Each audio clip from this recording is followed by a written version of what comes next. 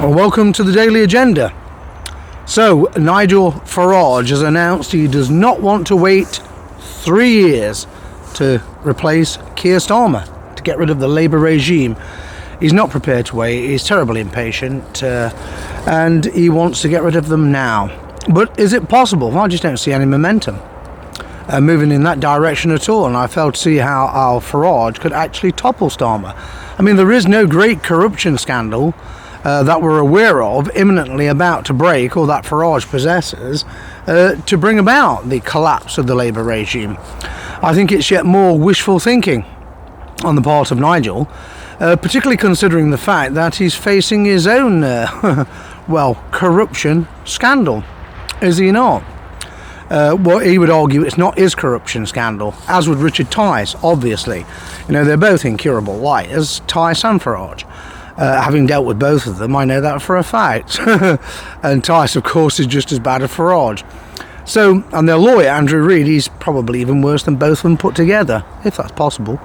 But then he is a lawyer, and all lawyers are professional liars. That's what they're trained to do, lie. And that's all they do, lie, cheat, deceive. But then so do Farage and Tice. And Tice, of course, claimed he didn't know Nathan Gill, never met him. That old routine, yes. Farage, oh yeah, I only ever met him once, barely even knew him. Now they've both done a complete U-turn, Farage in particular, and admitted to knowing him going back 20 years. How is it significant? Well, Nathan Gill was taking bribes from Russian spies to ask certain questions, pro-Russian questions, in the European Parliament, whilst a Brexit party, Brino party, let's call it what it really was, the Brino party, whilst a Brino party MEP, and also with UKIP. Farage, of course, was pumped and promoted to international significance by Russian state TV, Russia Today News, RT News to most people, combined with News International. Rupert Murdoch, the biggest criminal in the international media, quite frankly. And there's much ado about nothing, isn't it, when they're talking about RT News, but they don't seem to show the same concern when it comes to Rupert Murdoch. I wonder why that is. Even after the Hackgate scandal, you know, the biggest corruption scandal, Operation Motorman would have been an even bigger corruption scandal, but Tony Blair buried that one. And then Hackgate came along to bite the Tories in the backside. Hackgate firestorm. And so that's just the way it is. And the difficulty now for Farage is that he's actually facing... I don't think he's facing a real attempt to topple him, to bring him down, to stop him. But from what I've seen on X in particular, social media is rife with it. The Remainers, or Rejoiners, Remainiacs, whatever you want to call them, are absolutely foaming at the mouth with it. They seem to be have a renewed spirit. Oh, crikey, let's not mention Renew Britain, shall we? We're going down that rabbit hole forever. Renew Britain, oh dear. But anyway, yes, they have a renewed vigour, a renewed determination, you know, and they've been buoyed up by this Nathan Gill guilty plea. Although some of them still say he was convicted. Well, actually, I mean, there is a subtle difference. He pleaded guilty. He wasn't convicted as such. He accepted his guilt.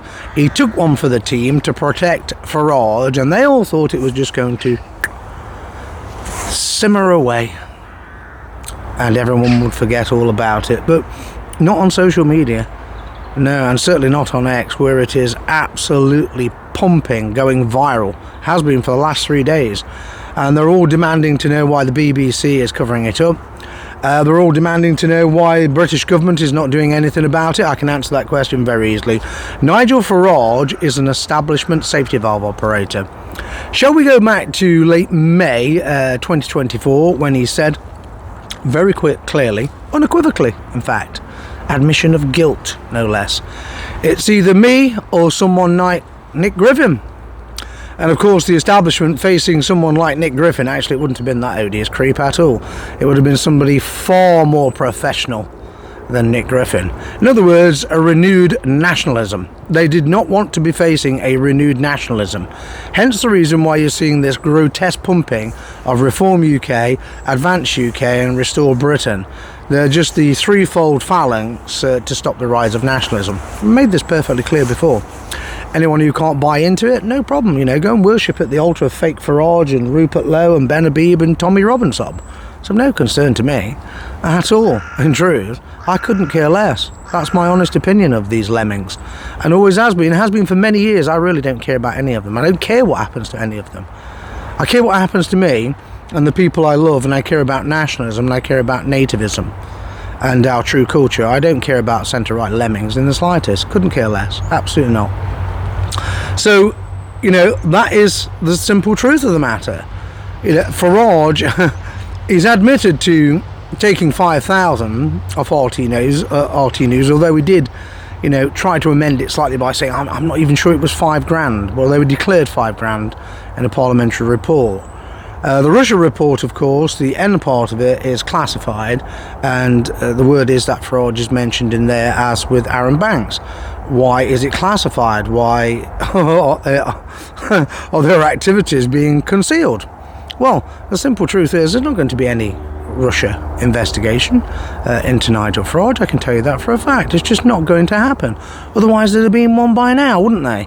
That was all part of the deal that he struck with Boris Johnson and the Tory regime to put them in power, stand down his candidates, and in return the investigations into Aaron Bank from the Electoral Commission and also the National Crime Agency, Farage as well, were just silently shuffled under the carpet into the filing cabinet where such corruption scandals belong, because Boris Johnson, of course, was also quite friendly with Sergei Nilobin, alleged Russian master spy in London. I knew Sergei Nilobin fairly well, and I was one of his sources for a while, helping with the Russian effort to counter neo-Nazis in Ukraine. And so I took no funding from the Russians, nor was I ever offered any, for that matter. The only thing I was offered was a free speech award and a small cash sum to go with it if I actually won it.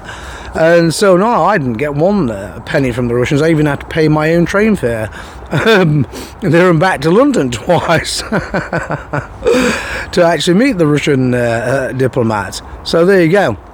I didn't even buy me so much as a cup of coffee. Oh, I did. I mean, I suppose you could accuse me of bribery. In some respects, I had 3 Moscow mules at the Russian ambassador's private residence on the 12th of June 2015, and they weren't laced with Novichok either, you know, or polonium. I don't think they were anyway. I must be the most miraculous person on earth if they were. But no, joking aside, Starmer is not going to be toppled by Farage. In truth, if Starmer was so minded and he was empowered to do it, he could topple Farage. He could stop the Reform UK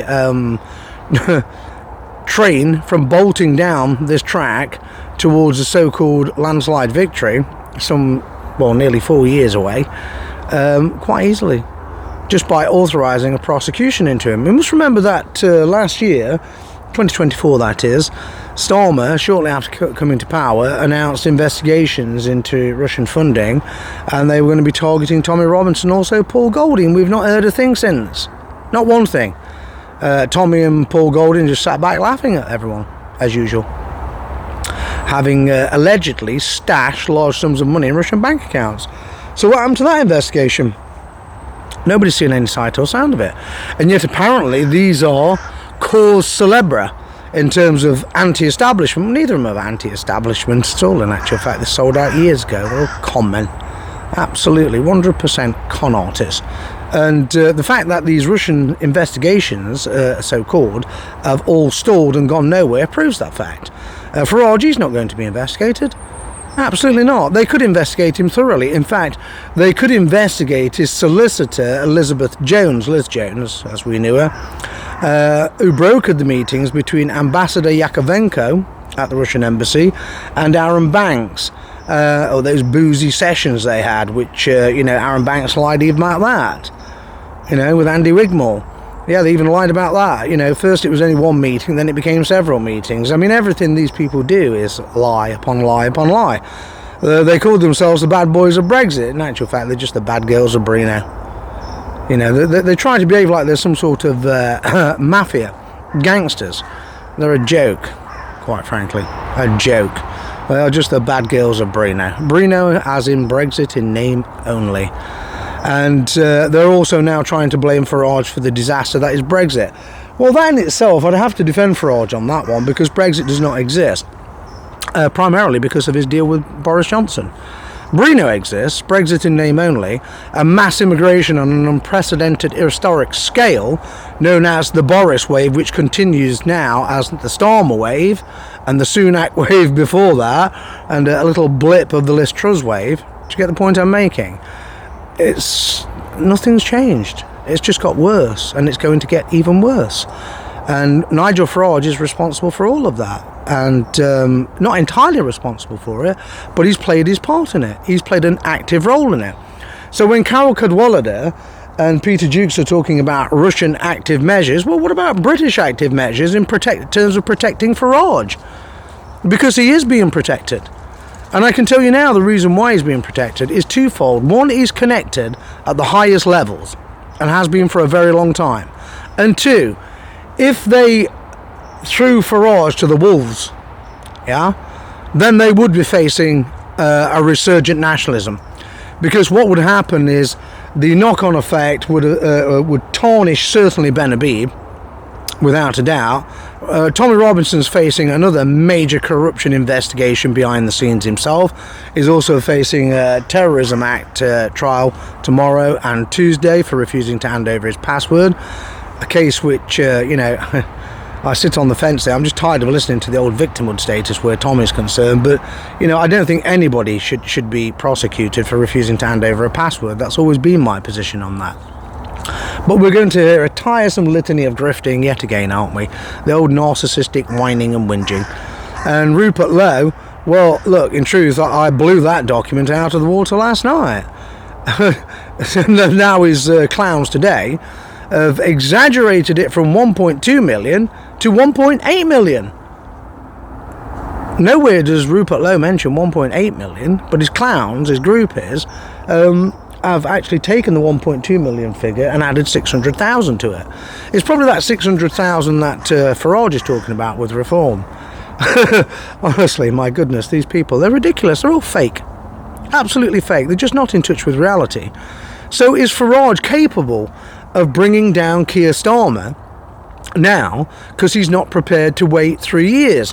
I would say it's much more likely that Keir Starmer is capable of bringing down Nigel Farage right now, but his hands are tied primarily by the Secret Intelligence Service, aren't they? Yeah? Liz Jones, Anna Sabatian, why are none of those people mentioned anymore? Why has there been no investigation into Liz Jones? Why has she still got security clearance to attend the Palace of Westminster and have cute little conversations with Jeremy Corbyn, whispering into his ear and being photographed at the same time? Yes, indeed. And then Anna Sabatian, who's just developed this amazing amnesia about all of it. But you see, my memory is not faulty in any way, shape or form, in any capacity. I'm fully compos mentis. I remember everything of significance because there was nothing there of insignificance, quite frankly. So Farage bringing down Starmer within 3 years, I think it's quite likely that the Starmer regime could fall within the next 3 years. It might not go the distance to 2029, but Farage actually grandstanding, I guess you could say a conspiracy to bring him down now and succeeding, I fail to see how it could be done. Unless, of course, there's some giant piece of dirt on him, a piece of dirt even bigger than the piece of dirt Starmer and the Secret Intelligence Service have got on Farage and Richard Tice and all the other UKIP and Bruno Party MEPs and their dodgy Russian friends. Let that one sink in. Thank you for tuning in. I hope you enjoyed tonight's podcast. And winter is now well and truly here in Nottinghamshire. Anyway, you can feel the first winter chill. And yes, soon it will be even darker sooner, which means I won't be recording here for much longer. probably about another week or so, and then it will be the studio for nearly the entire winter. Sometimes I'll be out on location, but in the daytime. So the schedule will change in terms of uploads and recordings, so I'll warn you in advance of that. There'll be another week to 2 weeks of this, and then we'll change to another schedule. Take care, tune in tomorrow.